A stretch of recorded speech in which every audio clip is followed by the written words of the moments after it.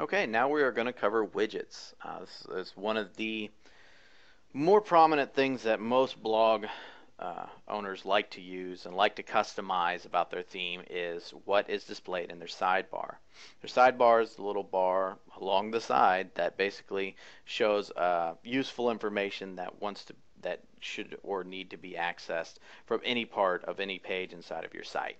So different themes are going to have any number of sidebars available. Some will have one, some will have two, some will have as many as 14. So you're going to have a wide variety available depending upon the theme that you select. And we're going to go through each of these things one at a time. So the archives. The archives are basically exactly what they say they are. Archives will basically give you a list of month and year of all your old posts. So however many posts you have across however many months is going to show up in an archive list. You are going to be able to show the post counts, how many posts are within each month and year, and that will basically keep growing as your blog grows. One thing about the archives though is that as you maybe accumulate up to 4 years worth of blog posts, that list is going to get pretty long. So WordPress gave you the option to display it as a drop down. So now instead of taking up 48 lines in your sidebar, which is pretty valuable real estate, you instead can display one line, which is a drop down. They can select it and it'll automatically go to that archive post. You simply give it a title and you're all set to go. Alright, the next is the calendar. If people want to go over maybe a posting that you did maybe earlier in the month but not necessarily old enough to go through the archives, which is over a month old, you usually want to be able to access that through the calendar. Every day that you post is going to show up as a link on your calendar, and WordPress will update that automatically for you for quick and easy access. It's a very handy feature in your sidebar.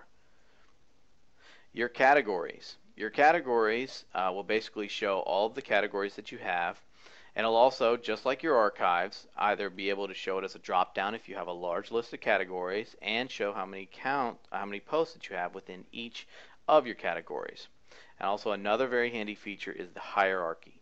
Sometimes you want to be able to show all the subcategories within the categories, and sometimes you don't. So to be able to do that, you can just click the show hierarchy and it'll show all your subcategories for you. So that's a very handy thing to have to keep your blog structured and organized as your categories.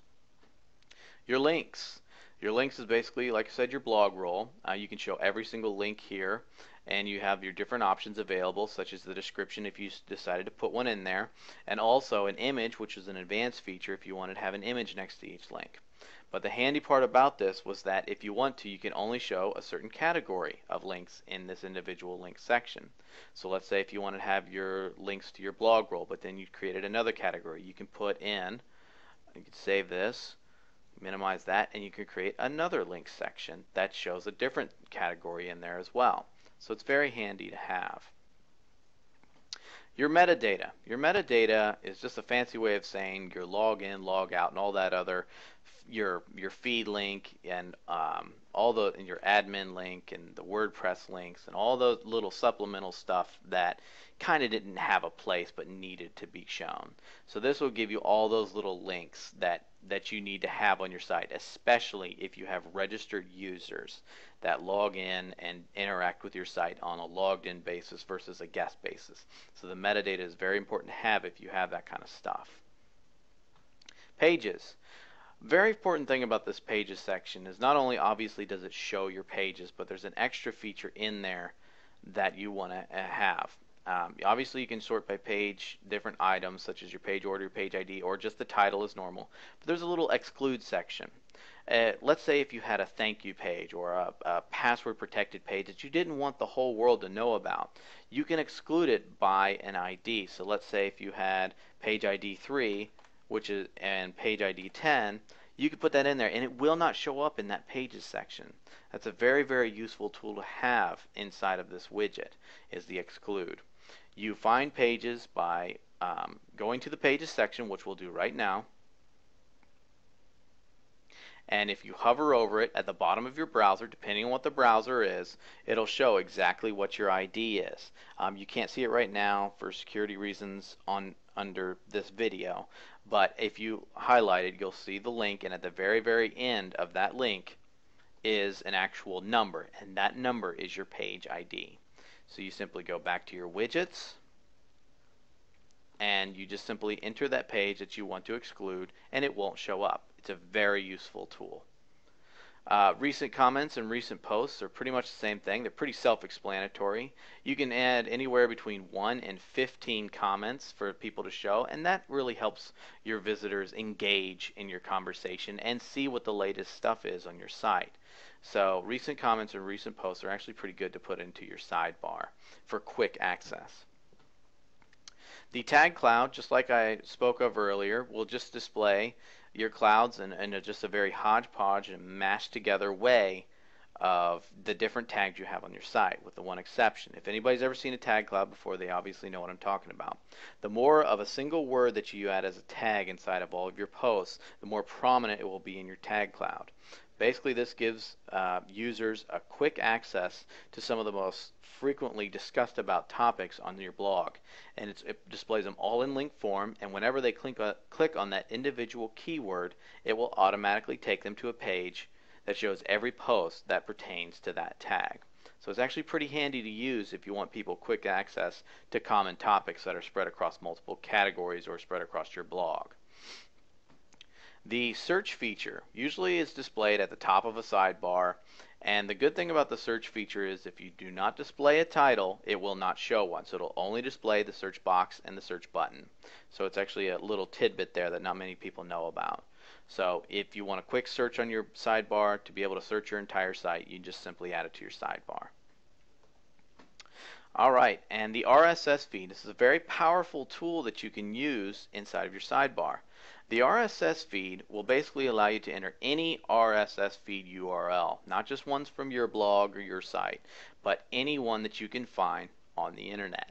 So if you have a blog that you enjoy reading, you talk about all the time, you can maybe put their feed in there. Or maybe if you have a certain feed from, let's say, a Google search or something along those lines, you can put that feed into here, and it will display the posts in your sidebar and the little feed items for your visitors and your guests and your registered users to get quick access to. So it's a very valuable tool to use if, let's say, that you have frequently updating content from different areas of the net that you don't want to necessarily do all yourself. A good RSS feed in your sidebar will take care of that for you. And I saved one of the most commonly used, widely flexible, and one of the best widgets in the entire arsenal of widgets you have with WordPress for last. And that is your text. And this is basically a free-for-all, do anything you want, arbitrary text or HTML section. If you want to add a simple welcome comment, if you wanted to add latest news here, if you wanted to add AdSense code, if you wanted to add an opt-in code from, let's say, an autoresponder, you can add anything you want into this text box. We'll also go over things such as shortcodes later, but you can even add things along those lines as well. You can add just about anything into this text box and have it displayed upon your sidebar. It's a very, very, very powerful tool that's available because of how flexible it is. So, a couple other quick things I wanted to go over real quick is that you can add multiple of the same thing inside of your sidebar. Let's say if I had 3 different text things that I wanted to add, I can add them all into the same sidebar, which is a very handy tool. Also, let's say if you're working on something, let's say such as text or something along those lines, and you wanted to continue working on it, but you didn't want to necessarily show it on your sidebar just yet, you can keep it in the inactive widgets section. That will still save all the data that's inside of it, but it will not display it on your sidebar. So it's actually a pretty useful tool to have. And anytime you ever want to get rid of something in your sidebar, just simply drag it out and it'll go away. Same thing with the inactive widgets. You say, I don't actually want to add this to my sidebar, I want to get rid of it, just drag it out and it'll auto update for you. You can also reorder your sidebar by simply dragging and dropping. There's no need to save, it saves everything automatically for you. So it's a very handy and very, very robust tool to use. And that pretty much does it for widgets. One other thing is that a lot of plugins will add widgets automatically to this section. So anytime you ever install a plugin, which we'll go over later, you'll want to come back and check this section to see if there's any useful widgets that have been added as a result of that plugin that you may want to display on your sidebar. Well, that pretty much does it for widgets. We'll see you in the next video.